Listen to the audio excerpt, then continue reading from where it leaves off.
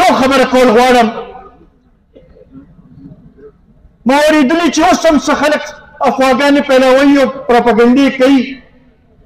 وایي چې یاره دا ګیس هم چې دا زمونږ منصوبه وه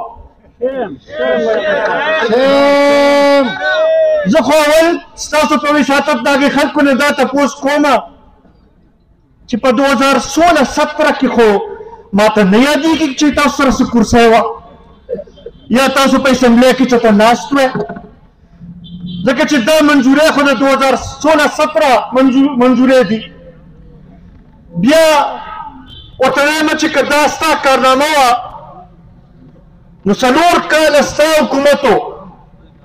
4 کاله وزیر اعظم ستا و 4 کاله صدر پاکستان ستا و 4 کاله په صوبې کې حکومت ستا و هغه وخت کې دې ولې دا منصوبې نه شروع کولې دا خو د ملي رهبر جناب آفتاب احمد خان شیرپا صلاحیت دی د هغوی ترقی سوچ دی د هغوی مثبت سوچ دی چې نن